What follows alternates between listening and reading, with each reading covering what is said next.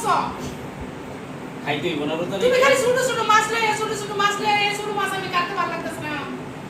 সারাদিন রোজা রাখলাম ইফতারিটা কইরা খালি কইলাম মানে ঘটনাটা কি আমার ছোট মাছ নিলে সমস্যাটা কি ছোট মাছ ঘটনাটা কি তুমি এদিকে আনতো এদিকে আয়। এই যে দেখেন তাপু ভাইয়ারা এটি কোনো মাছ হইলো কোন তো এটি কোনো মাছ হইলো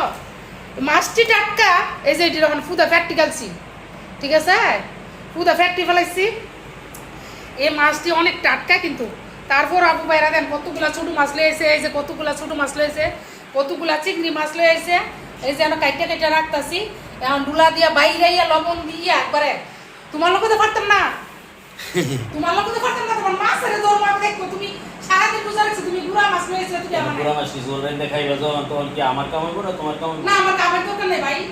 আমার কামের দরকার নাই আমি কটুক খাবো তোমরা দেখে এই যে ছোট ছোট মাছ আর লয়ে কোন সারাদিন রোজা থেকে ইফতারিটা কইরা খালি কইলাম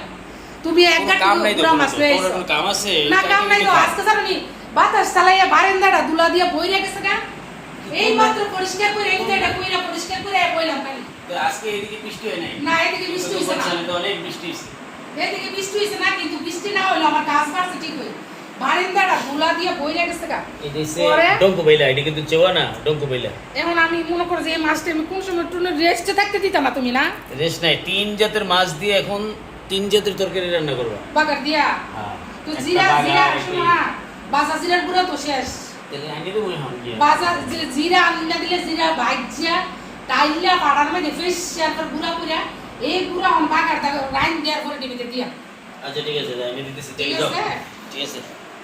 একবারে যাও বিয়া করছো না একবার শখ মজাই দিবা পুরা মাছ এমনি আনে আর করতে করতে আমার জীবন শেষ এখন এই মাছ কাইটা কুইটা রাইন দেওয়ার পর খাওয়াইয়া ঘুম পাড়াম দাঁড়াও